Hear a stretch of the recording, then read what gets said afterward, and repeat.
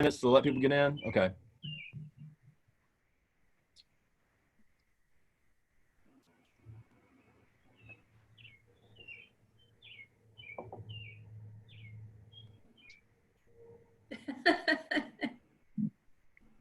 People are starting to join us now. Welcome. We'll get started in a few minutes.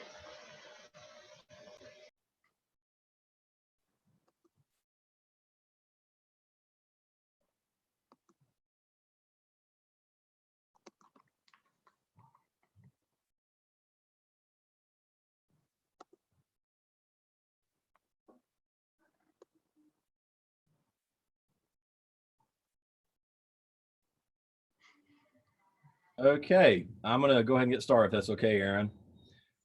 Welcome everybody to our virtual policy on tap today.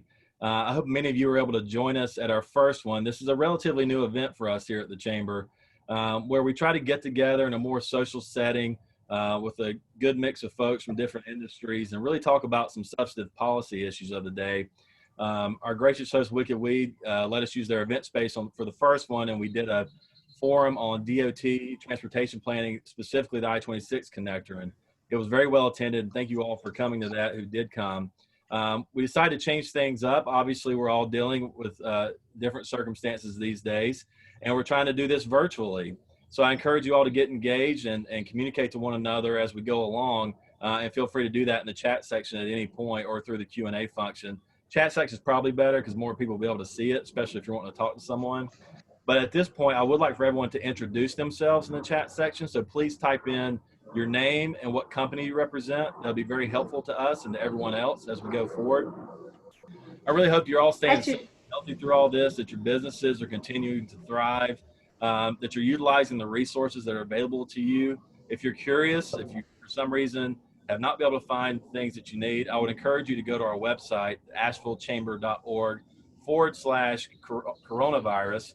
There you'll find a compilation of all the resources that we've compiled from, federal, state, local, as well as our own webinars and town halls that we've done, which have been very informative. And I think people have gotten a lot of information from those. So I would encourage you to continue to do that and continue to use that website for your benefit. But today we really want to make it a little more casual. As you can see, I've got my stack of Wicked Weed beer here. My beverage of choice right now is actually Lieutenant Dank. That's one of my favorites. And so that's what I'm drinking from my Wicked Weed glass. Always happy to support those who support us and put you on display. But we really couldn't do Policy on Tap and couldn't make it possible without each of our sponsors. And our presenting sponsor is Stahl and Kilbourne. Many of you know Derek Allen, who's been in the community for a long time, doing a lot of good work. And I'd like for him to take a few minutes right now to tell us about Stahl and Kilbourne, what you guys are doing, and how you're dealing with everything that's going on, and what services you continue to provide throughout all this for everyone. Go ahead, Derek. Sure. Thanks, Corey, and thanks for having us here. We're happy to be part of this and supporting what the Chamber does, certainly, especially in our food and bev community during this time. Our firm started in September of last year. So right as we're getting going, this happens. And so we had to really adjust on the fly from our own business model. At the same time, we're trying to help our clients. I'm not sure I've been this busy in any of my 23 years of practice, but it's been challenging and rewarding all at the same time. In terms of the things that we've been doing during our Corona time, one is breaking down legislation that comes down either through the feds or through the state or local mandates, so that we understand them. Two, we've been putting out white papers that are on our blog site at asknclaw.com. You can find just about anything you want for PPP, EIDL, landlord tenant. Those are the kinds of issues that we see the most. Over the last 24 hours, as you and I were just discussing, I've been assisting primarily our craft breweries, but also our other manufacturers, wineries, and distilleries in their on-site tap rooms, and how the new executive order come down might be tweaked to allow them to do that, even if they don't have an on-site food option. So that's just a glaring example that's live time of what we're dealing with and what we're doing for our clients. That's great, Derek, and we really appreciate that. And the website again is it asklawnc.com or asknclaw.com? Asklawnc.com. Asklawnc.com. So definitely look up Derek and those guys over there. They have a great firm, and a lot of locals in there doing a lot of great things for local businesses. So please check them out if you can. Thanks again for your partnership on this. Also, this obviously couldn't be possible. And I failed to mention earlier, I don't plan on drinking all of this. This is going to be part of a giveaways that we're going to do here in a little bit. So make sure you tune in for the entire hour, hour and a half, however long we go. We will be doing some trivia questions along the way, and that will be your opportunity to win some of this deliciousness over here. So make sure you stay on and make sure you stay cognizant and answer some trivia questions for us later. And with that, I think it's an appropriate time to turn it over to Rachel. Rachel is with Wicked Weed Brewing Company here in town. And Rachel, thanks so much for helping us out, and tell us a little bit about what you guys are doing these days. Yeah, thanks for having me. I'm Rachel Dudasic. I'm the community engagement coordinator for Wicked Weed Brewing. So basically kind of just connecting our consumers and our friends with this beer and the causes that we care a lot about. So I appreciate you all having us. And as I'm sure most of you, we've had quite a bit of shifts during all of this. Our production side has been going full steam ahead, actually switching over to 7-day-a-week brewing pretty early on because they had to do it in more limited shifts, much further apart.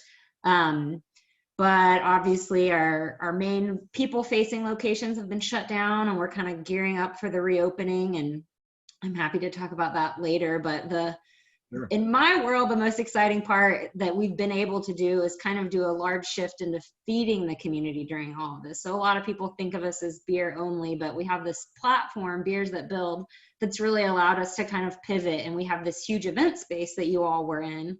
And our cooks from Cultura and the Fungatorium have kind of turned into a full commissary kitchen. So what started at about 900 meals a week, quickly upgraded to about 5,000 a week since last week in March, that we've been able to work with the YMCA and Food Connection on getting these meals out to different residencies, mobile home parks, various shelters. And so it's been really a privilege to be able to keep utilizing our space and putting our staff to work during this time. And it's just been an honor. And then if you're interested right now, at least for a couple more days, we've got beer and food delivery. So we're on Grubhub, but you can check everything out at wickedweedbrewing.com. And right at the front, there's a to-go order information link. And so they've got delivery of kegs, they've got beer, food, the whole 9 yards. So go check it out. Great. Yeah. Thanks again for your support of us.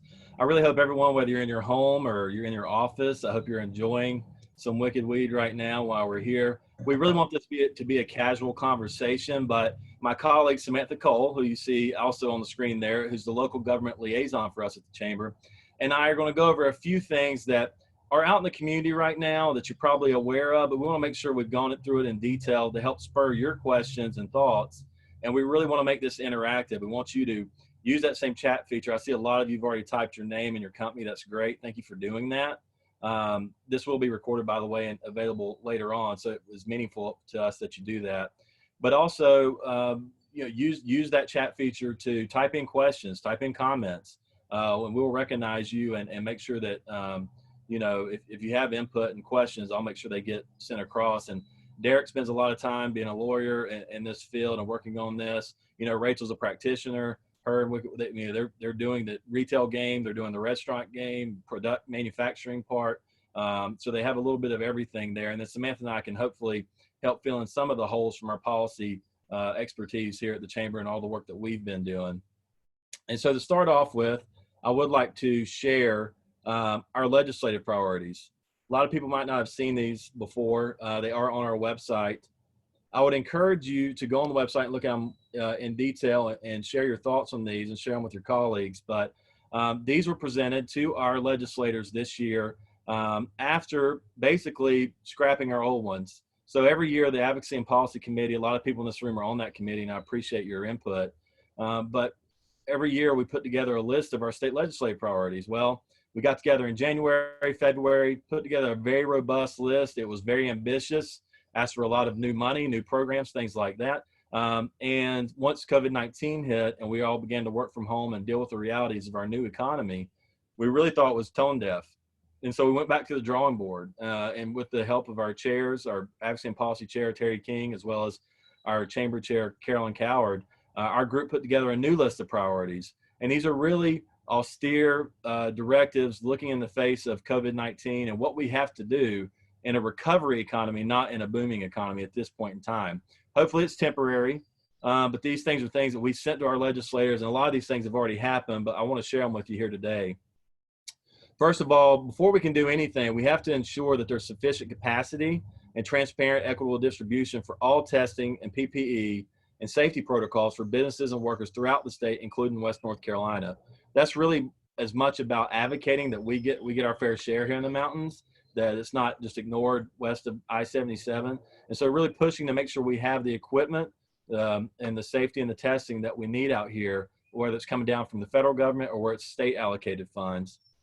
In addition, we've asked for increased funding for the Golden Leaf Emergency Preparedness Loan Program. Maybe some of your businesses have utilized this. We were able to get a $125 million allocation out of the state COVID relief bill that was passed. That was with the coalition of chambers who were asking for that money. It was originally $15 million, so you can see that it was a significant jump. And $125 million in the form of very low interest loans is very helpful to people. The forgiveness period on those, I think, is 6 months. Maybe it's 12 months. But it's very helpful for a lot of folks. Working with the federal government, especially when we're talking about restaurants and retail, when you've had your doors closed for so long, you're trying to get back open. Talking about the length of those repayment periods and the forgiveness that's involved there, extending that out as far as we can, because it might be 6 months once you open your doors before you're ever back to a point where you can start to repay loans on top of all the other overhead that you have. And so that was significant and something that we are asking for and are hopefully seeing some movement on at the federal level. Unemployment insurance benefits has been a real issue. I'm sure a lot of you have employees. Maybe you've tried to help them yourselves get unemployment, whether they're furloughed, whether they're laid off temporarily. And we've seen some improvements there. That they've staffed up to 2,600 staff at DES, Department of Employment Services, but we're still seeing a lag and seeing a lot of people get cut off on phone calls and those kinds of things. And we really want to see more done at the state level and continue to push for that. I know the Senate just had a committee hearing earlier this week where they really delved into what are the problems here, and hopefully we'll see more solutions soon. We want to see tax credits and incentives. A lot of manufacturers in the industry right now have changed course. They've completely turned the ships 180 and are starting to do things like public and health safety needs, like producing PPE and things of that nature. We think they deserve credit for that and deserve some sort of incentive to continue to do that, as we're going to continue to see a need for some time. Making sure business insurance, interruption insurance, and gap insurance policies, a lot of you might have run into this. Originally, COVID-19 is not, and still isn't, part of an identified reason for business interruption. But there is some legislation out there that's going to help with this. I know the state's done some things. So we really want to see more of that and make that an exception for COVID-19 so that folks can get covered in their businesses during this interruptive time. Adequately addressing the influx of newly insured individuals. The healthcare system was already strained, right? It was already under tremendous pressure. Now you've got, potentially, right now we're at 14.9%, 5% of the American population seeking unemployment. In the state, we're going to see those numbers, surge. I don't know the stats are off the top of my head, but a lot of those folks might have been covered by insurance by the employer and no longer are. And so on top of all the other uninsured we already had, we'd like to see them addressing these issues at the state level in some way to help address that as well. Prioritizing investment and workforce training, upskilling programs. This is for people whose job might not be back once we get out of this pandemic. And so we need to not leave them behind and make sure that we're working with our community colleges, that we're funding programs to help continue to upskill those folks to come back in to transition to new careers or help them fill these jobs that are in demand. And we still are seeing a good amount of jobs in demand. People need to know where to find them, but they might not need, but they also need the skills in order to do those jobs. So those are our legislative priorities for 2020. Again, you can find them on our website under advocacy. If you want to share those out, feel free to do that. But also we want to be a public information set of priorities that's shared with the public. But we also want you to be able to use it in your advocacy efforts. If you're a chamber member and you want to, if you stumble across a legislator somewhere, if they're back here in the district, or you go to Raleigh, utilize this to your benefit if you can, and know that they've been endorsed by our board unanimously, and that there was a lot of thought and time and expertise put into these. So hope you guys got something from that, and I'm going to stop sharing that now. Are there any questions or people have comments about those before we move on to the governor's order?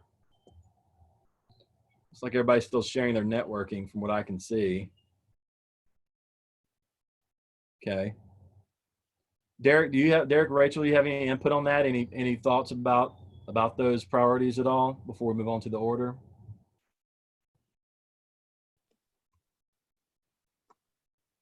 Thumbs up, way to go. No, I think those are all well thought out, and part of the conversations that we've all been having in the business community. I like the back up and refocus it to address where we are in reality right now, instead of just plotting ahead with what you had originally had planned. So I think that's that's just reality. So I think you're doing a good job with that, and let us know how we can help.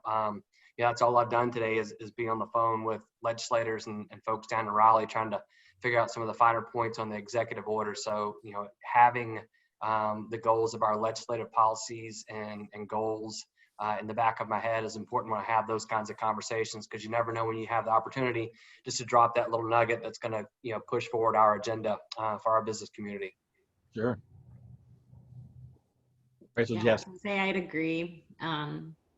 There's been a lot of questions today, and I'm sure we'll dive into that. And so on our end, we've been focusing more on just being like over aggressive about safety of the community and our employees, kind of while we wait to hear some more of the fine print. But in the meantime, we've been much more like, focus goggles on protocol, procedures, how to keep everybody safe. Yeah, absolutely.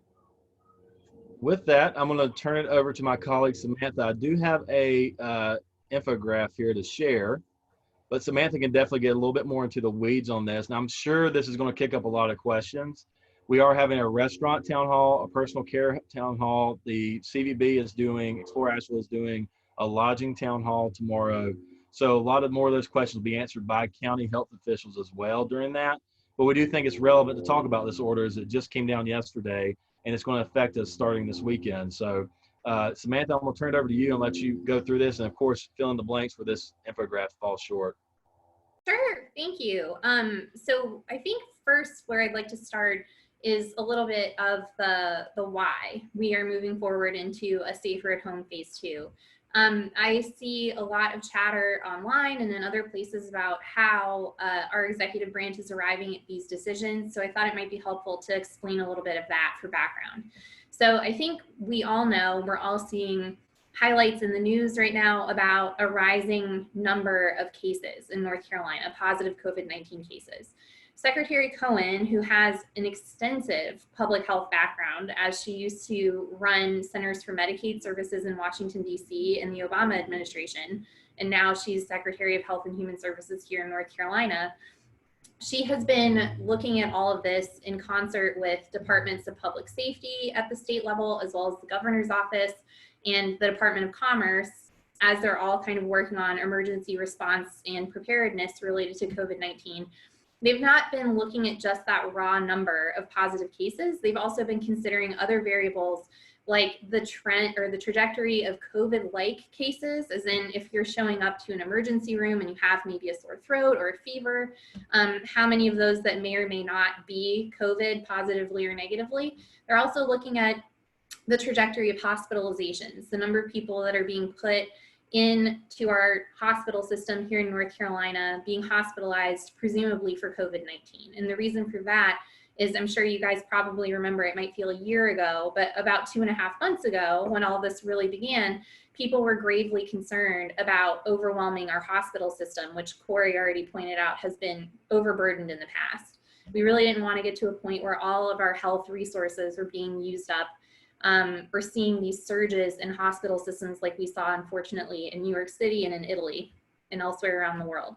So the trajectory of hospitalizations is another thing. But another really important one is the trajectory of positive COVID-19 cases as the percentage of total tests. And when you look at that graph, unlike necessarily the trajectory of cases, which is unfortunately continuing to increase, that number of positive tests is actually staying kind of flat, even though the amount of testing North Carolina is able to do expands every day. So an initial goal for the state was to conduct 5,000 to 7,500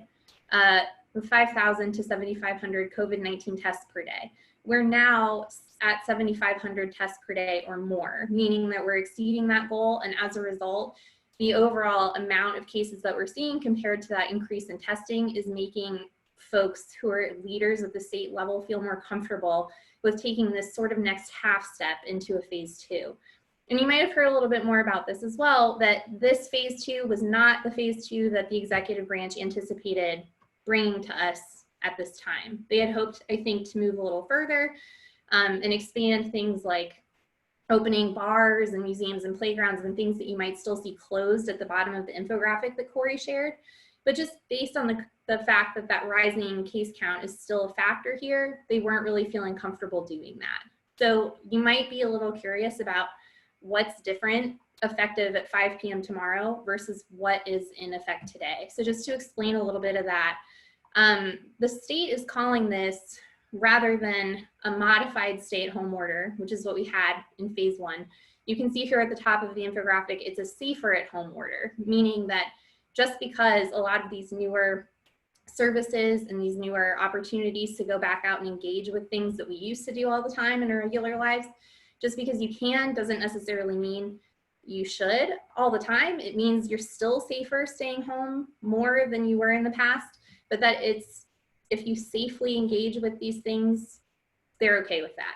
So the state is still pushing the guidance, wear, wait, and wash. You're probably going to hear that a lot throughout phase 2, which is poised to last through the end of June, unless it's modified or scaled back in some way. And what that means is that everyone is encouraged to wear a face covering. People are encouraged to wait 6 feet apart from one another if they're in line or if they're standing in a store, a retail space, any other place where there's a congregate of other people. And you're intended to wash your hands as much as you can. I don't think we're going to be hearing less of that anytime soon. But the big difference between safer at home phase 2 and modified stay at home phase 1 is that, first of all, you might be curious about gathering with family and friends. Whereas presently today, it's legal to have 10-person capped outdoor gatherings at a social distance. Starting tomorrow at 5 p.m., it's legal to have a 10-person gathering indoors or a 25-person gathering outdoors, again, maintaining social distancing and cleaning procedures. Restaurants are allowed to reopen for dine-in service at 50% capacity, which is different because up until tomorrow at 5, they will have been restricted to takeout or delivery only. And we're also seeing a change for personal care, like many people might be waiting for. You've probably been seeing a lot of those COVID beards out there. I know a lot of men out in our world and women out in our world are really looking forward to getting back to a salon where they can get a haircut. As long as your salon or your barber shop or wherever is practicing appropriate social distancing or cleaning conditions suggested by the state, they are allowed to have people in there at 50% capacity and you're allowed to deliver that service to you. Those are really the big changes. Apart from the fact that since it's Memorial Day weekend, you might also be wondering about a little R&R. Your pools will also be able to open at a 50% capacity too. So basically a lot is changing, but we're going to do it at a sort of half measure, only the volume will be turned up halfway. I know that's confusing though, and I know that there are questions about why, for example, something I've been hearing a lot about is breweries are really wide open spaces. If you've ever been places in Asheville, like the ones I love, like Zillicoa or the Wedge, any other place that's a wide open space inside, you might be wondering, why can't I go in there and engage with that service at a 50% capacity the way that I can at a sit-down restaurant? The answer to that is that the guidance delivered from the state specifically says that basically the relaxing restrictions apply to businesses that serve food or not to bars that are specifically intended to serve alcohol.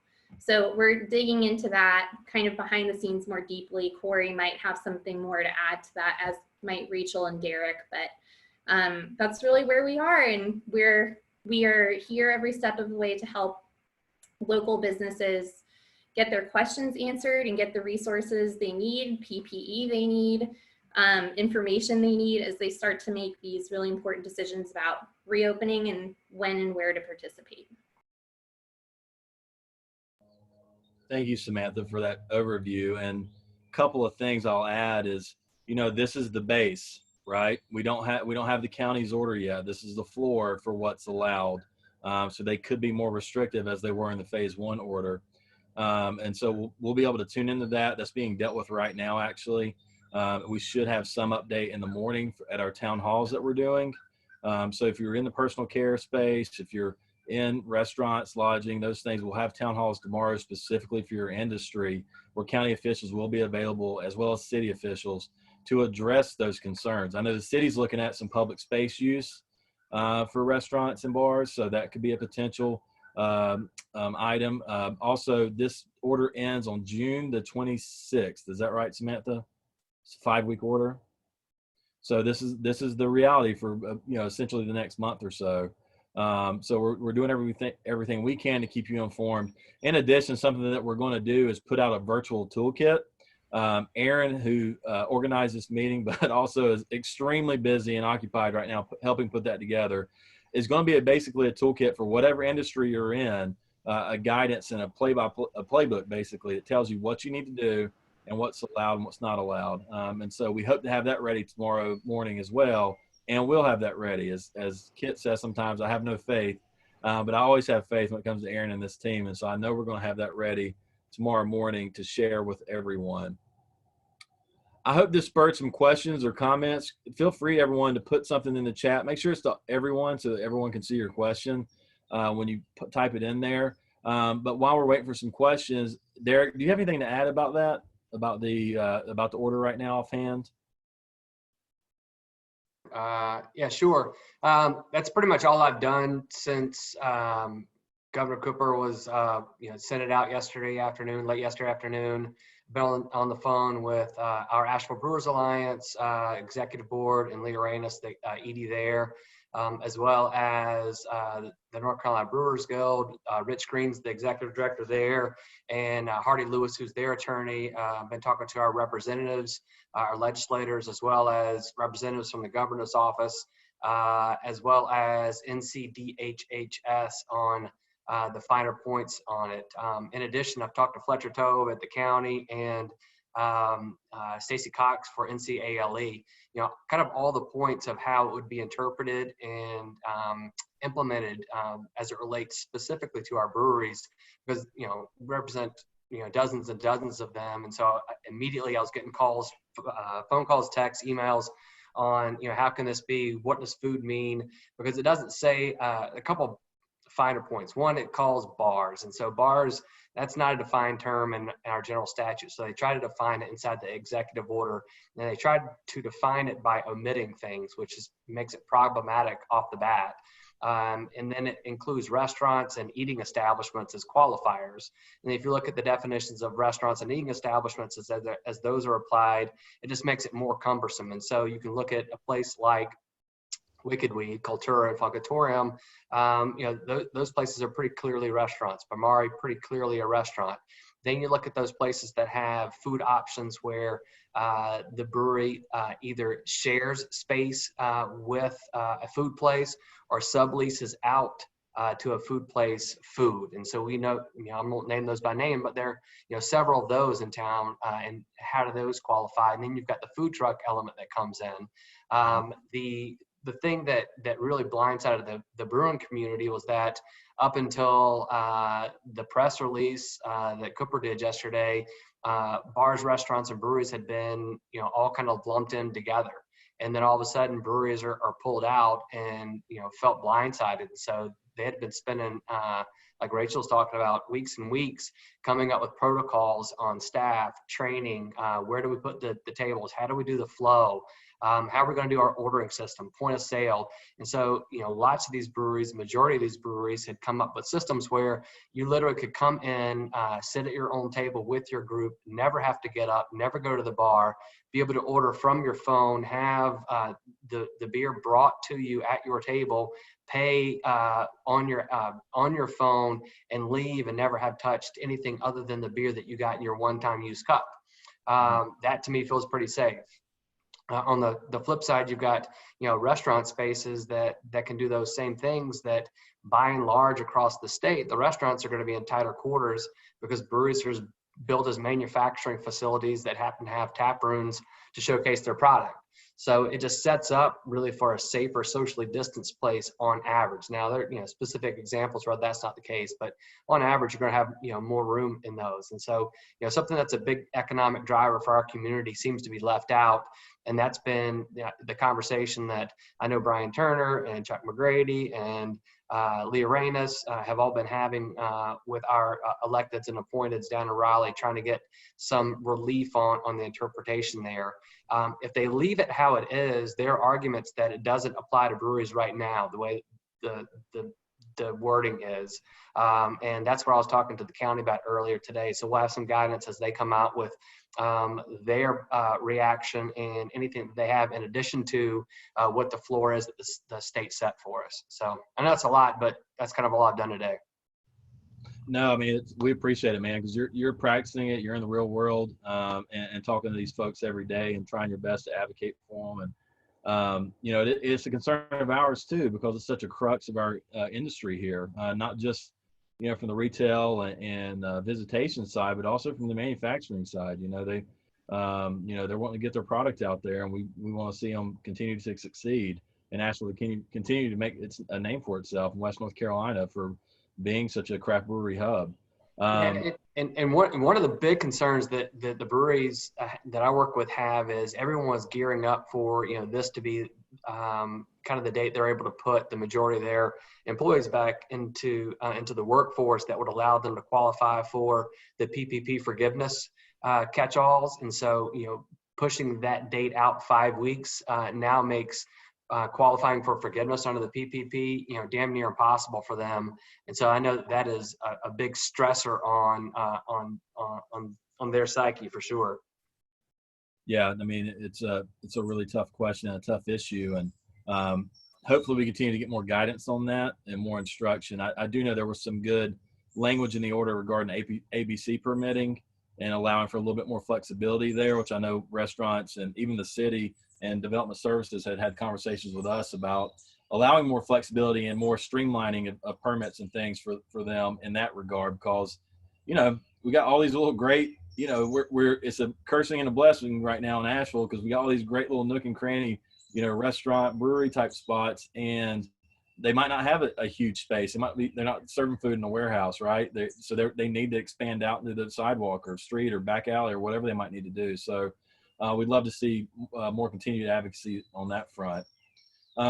It looks like John had a question. John Beatty, for some of you don't know, he is with the North Carolina Restaurant Lodging Association. John, it's good to see you. Thanks for joining us. He really was concerned about his questions about the education system not being completely ready for this, and have we had any conversations around education with our committee or otherwise about that immediate impact on businesses and the long-term impact from our students who are the future workforce. And I guess the question is, there's a real concern about online engagement. How engaged are kids really if they're doing online education, especially for months now? I know my kids have a hard time focusing. It has not been easy getting my daughter, who's in kindergarten, to do her assignment every day, especially this far into it. I think she forgets what a classroom looks like. And so we have had those conversations.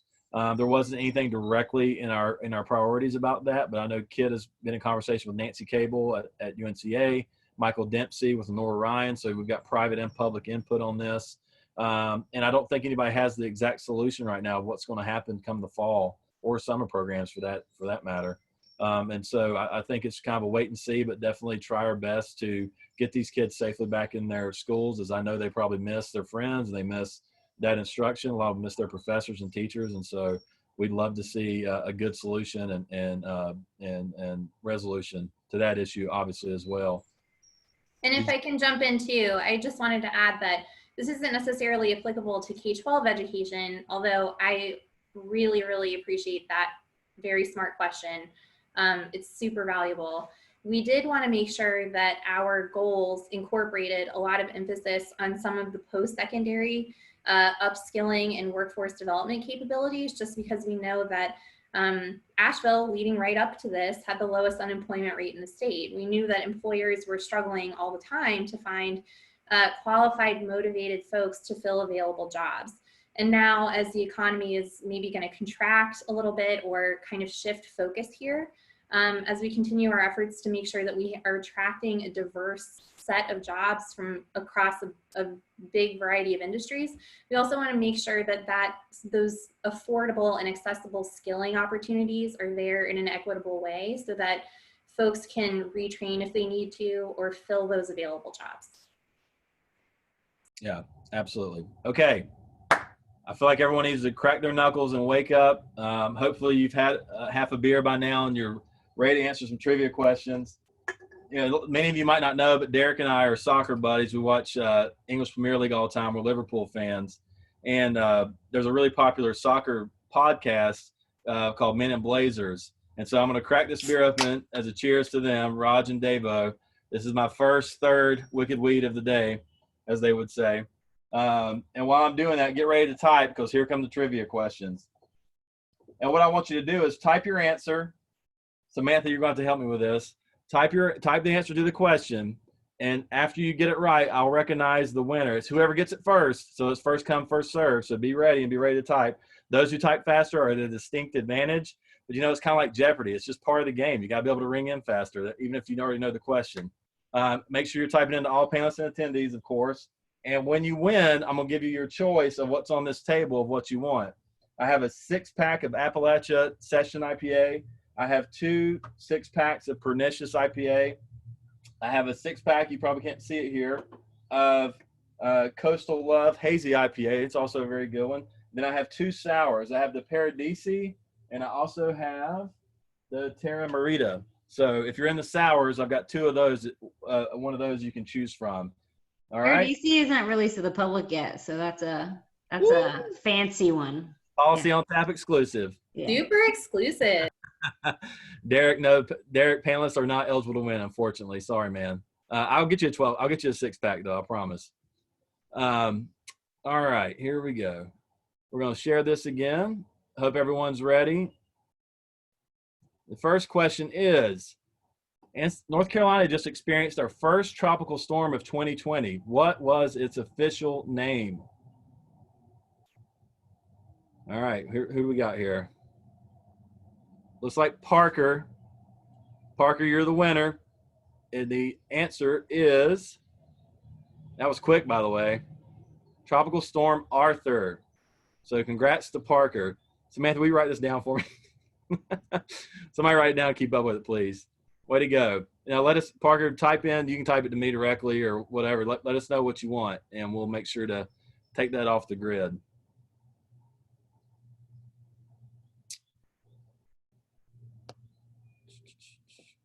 Six-pack of Pernicious. All right, so Parker gets a 6-pack of Pernicious. I'll put your name on it. I'll get in touch with you privately and let you know how you can go pick it up, all right? Good job. Okay, everybody ready? Question number 2, and Parker, please don't answer. We want to make sure everyone gets a little something. Question number 2 is, what Asheville resident became the first woman legislator in North Carolina, not just from Asheville, but in all of North Carolina in the South in 1921? If you came with us on our Raleigh visit, which is part of our policy program of work, then you have seen this person's name and likeness in the Capitol building. Oh, Parker Sloan got this one correct. A different Parker, by the way. It's a different Parker. So Parker, the answer is, in case you guys don't know, Lillian Exum Clement, the very first female state legislator in all of North Carolina and in the South. Good job, Parker Sloan. Parker, what would you like?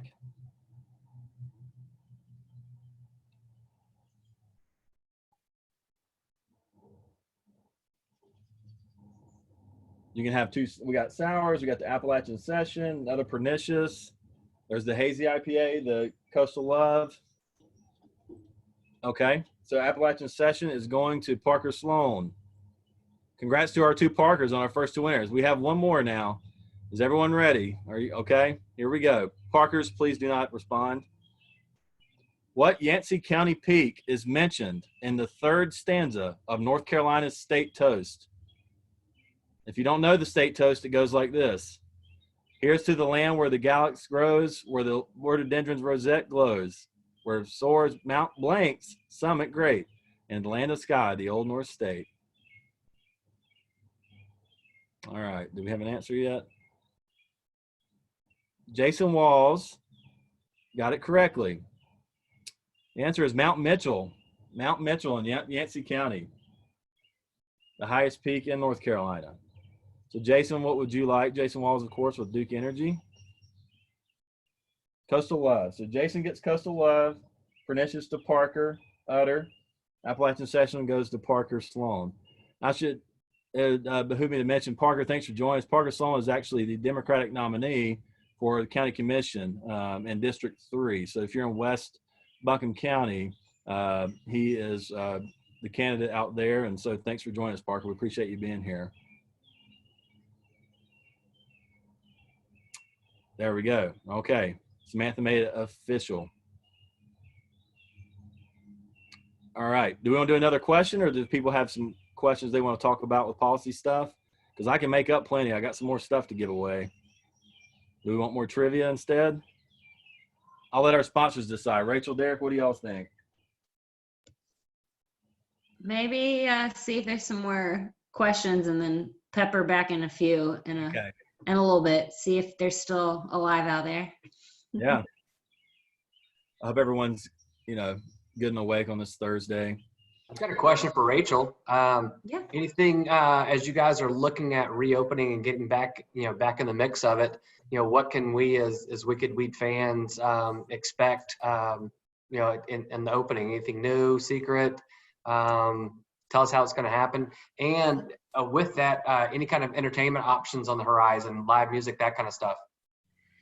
Yeah, so parts of it are going to be really similar and familiar. Our goal is to give you a really safe experience, but it's still feeling like Wicked Weed. But just to let you know, as an example, our capacity at our brew pub on Biltmore, for example, is around like 600.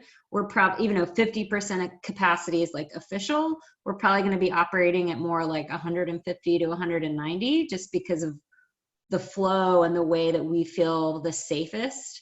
Our bars, for example, you're going to be able to order beer and alcohol, but our actual bars are not going to be open. So you will still be dining at tables and ordering virtually. So it's going to be almost all order and pay with your phones.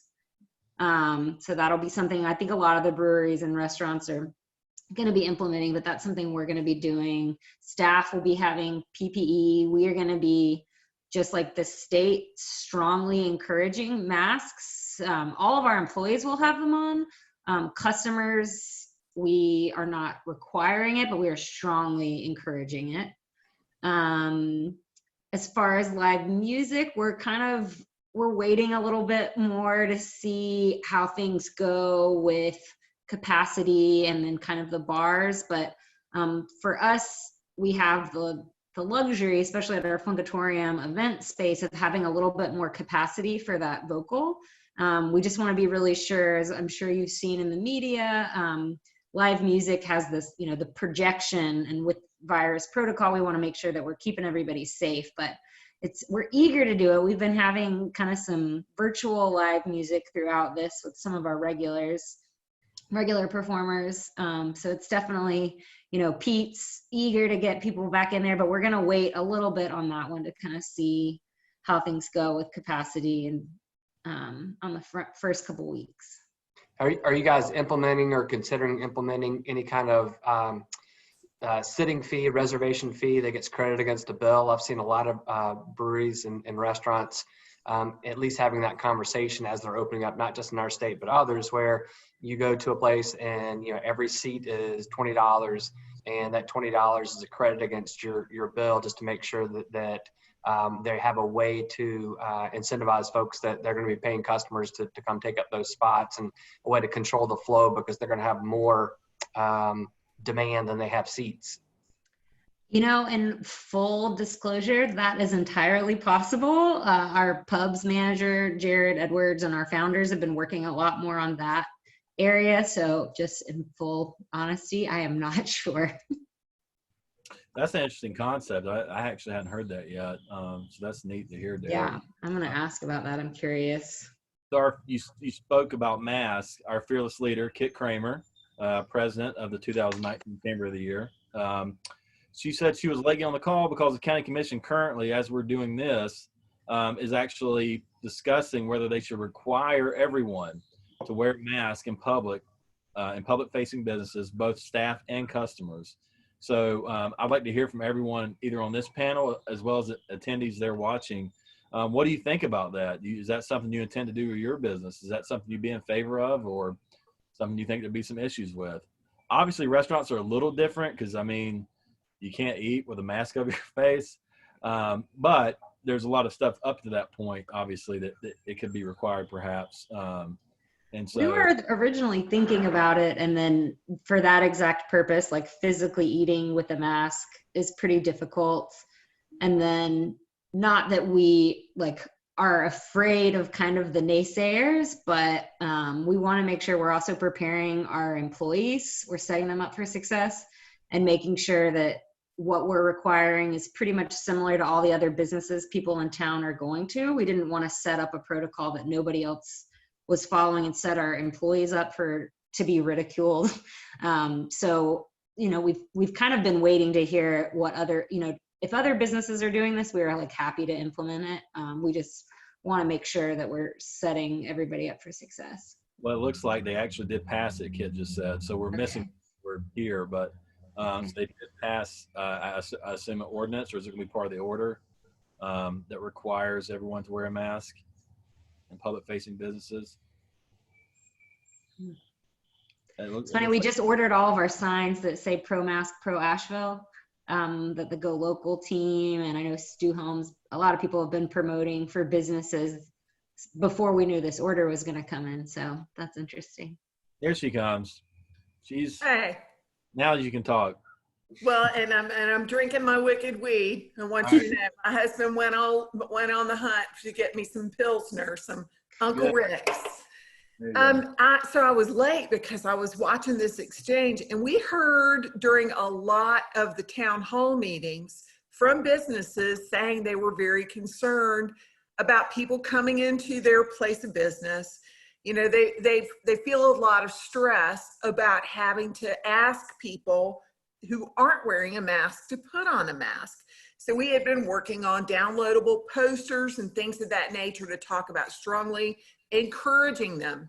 And I actually talked to our county commission chair in the last week to say, Brownie, people are very worried about this because it has gotten so political across the country.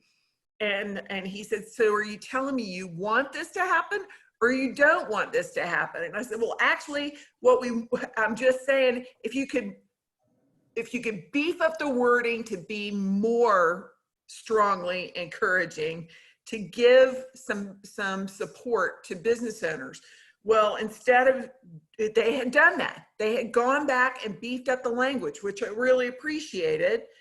But now they had a discussion today and decided to pass it against very strong objections. The Democrats voted for it, the Republicans voted against it, and our Commissioner Robert was talking about how he may not open his business. He fears for his staff who have to attempt to enforce the rule given the way things have been going.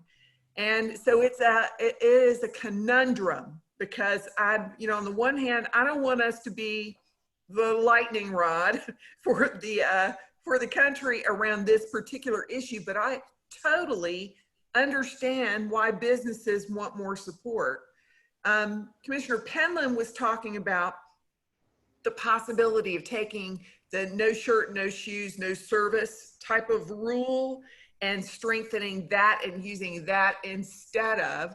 So I don't know what the county staff will come back with, because the official vote was to require masks in public facing businesses. So that is responsive to the business community, but I imagine there's some in the business community who won't like it either. So it's going to be super interesting for all of us. Did you observe in the conversation any talk about exemptions for people with pre-existing respiratory conditions or for older folks? I remember hearing at the state level, one of the reasons, essentially this is an answer in a press Q&A that I observed in a governor's and DHHS press briefing recently. The reason they hadn't gone forward to require mask wearing statewide or face covering statewide is because the concern was that there are people with pre-existing health issues that might not be able to wear them. And in that case, maybe it would be difficult to kind of pick and choose, or from there, how do you explain that you have one of those conditions? Right. No, that was not discussed at all. And I think it's probably an important point for us to bring to the attention of the county staff. I mean, I told Brownie that I did not envy the county commission on any kind of decision related to masks because of the degree of politicization there's been around the whole thing. But I appreciate that they were trying to be responsive. And I'm confident that the Republicans also want to be responsive, which is why they were talking about the possibility of the no shoes, no shirt, no service type of rule. It's just going to be super interesting to see how it plays out when in real time with real people and real employees trying to deal with it.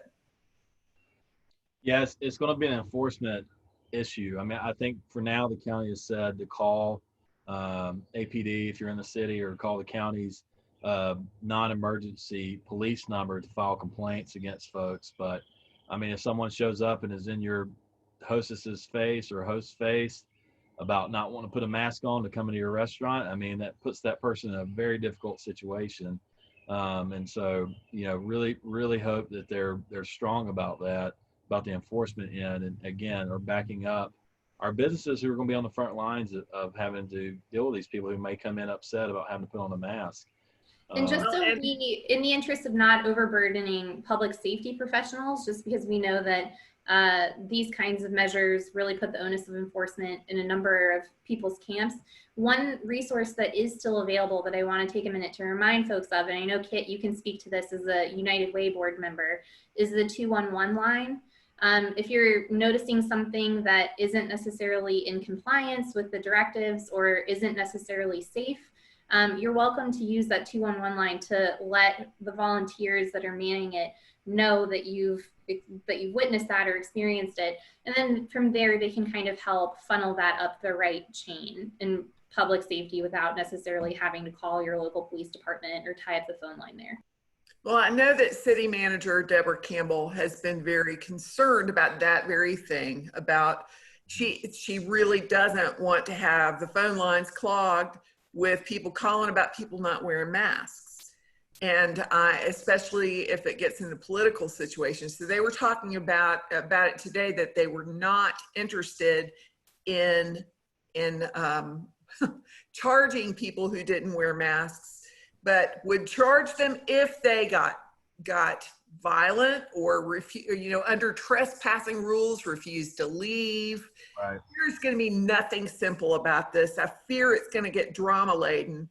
And yet the motivation, I think, was really a good one, and it was to provide support. So, I mean, there's so many conflicting opinions, and that was expressed even in the comments while watching the county commission meeting. So, yeah, don't you just hate politics? And that's why we drink at Policy on Tap, because we're trying to make policy here, and politics keep getting in the way. Parker, I know you feel the same way. But no, I mean, you know, it's really so many things these days become polarizing, and being a nonpartisan organization like we are, we really try our best to advocate strictly for our members and the business community of West North Carolina. And that presents a lot of challenges, and this is no exception. This pandemic has been hopefully once in a lifetime kind of situation that we've all tried to tread through. But the people on the front lines are those who are missing paychecks right now, and having our healthcare professionals who are having to take care of our sick. I just saw right before we started this call there was a seventh death in Buchan County, and so the danger is still real. And I'm in favor of doing the best thing we can do from a public health standpoint, as much as I am of making sure our businesses continue to flow. And the government has to intercede in these situations, and that's sort of what they've done a large scale on the federal level. And I think the state has administered about not quite half of the CARES Act money that they have. They're kind of waiting to see what happens the rest of the way. And we're going to continue to talk about these issues at all those levels as much as possible. But we can't do it without you guys. There's so many issues, there's so many sectors of industry. Without your input and without your engagement, I mean, that's really what it's going to take for us to move the needle on these things. You can't just sit in your office and expect us to go out and move the needle for you. You really have to stay engaged and stay on top of us. And in turn, when we ask you to send a letter, write an email, make a phone call, do it, because it makes a difference. The best example I can give is Katie Button. You might have read a Washington Post article that she shared a couple of days ago. The Independent Restaurant Association, the national one, tried to select her as a representative for them to go to a White House meeting, and they were told no. And so what we did was help her circumvent that meeting, along with the help of Representative Brian Turner, as well as Linda Bennett, who's running for Congress in this district. They were both very instrumental in helping us.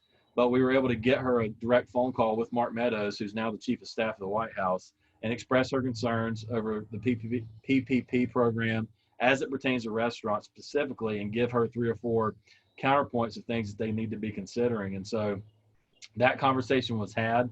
We're very happy to be able to do that for one of our very important community members. But I mean, she's engaged. She's on top of it. If you follow her on Instagram, if you're friends with her, like Katie's a relentless advocate for the restaurant community here. And so if we all were like that, then imagine how much more we could do. I mean, she talked to the Chief of Staff for the president, a week ago. So it's just being relentless and being that person that really helps you, helps us help you. So I really appreciate folks like her, and a lot of you on this who are watching here. They are obviously engaged. And I say the politics thing jokingly, but it's true. It's a true part of what we do. It's a really interesting time to be doing this. We could be talking about a million other things that you guys want to talk about besides government orders. We've got a senator in this state who is currently under federal subpoena for insider trading, which is saddening to hear. And hopefully it's not true, but you never know with these things. We have a runoff election going on right now. I mentioned Linda Bennett. She and Madison Cawthorn are currently under a runoff election. So technically right now we don't have a representative in Congress in this district. The city of Asheville doesn't. Technically we are under the House clerk. So if you call with like a request for, an Eagle Scout commendation or anything like that you would normally do, a West Point recommendation for someone, that goes through the House clerk now. Normally it would go through your local congressman or congresswoman. But, so it's an interesting time to be in Western North Carolina. It's an interesting time for politics and policy here. And I don't have any other trivia questions, Samantha, unless you have one off the top of your head or topics of conversation. And I'm happy to entertain any last minute chat questions for our panelists or for one of us that are watching. Did you have one, Samantha? Did you want to chime in there? I sure don't, sorry. Okay. Well, thanks again to our sponsors, Derek Allen with Allen, Stahl, and Kilbourne. It's AskLawNC.com. Thanks again to Wicked Wee Brewing Company. Rachel, thank you so much for joining us, for all you guys have done for the community throughout this. We really hope that you continue to thrive and be a huge part of this community and keep doing well. Thanks to everyone for watching here today and tuning in. This has been recorded, so it will be on our website and available for viewing and on our YouTube channel. So we really hope everyone stays engaged and stays on top of policy news as we try to keep you informed. And with that, I'll say cheers. We'll raise a glass to our sponsors and to everyone out there doing good work. Stay home and stay healthy. But hopefully you can get out some this weekend for the first time in a while. Thanks, everybody. Cheers.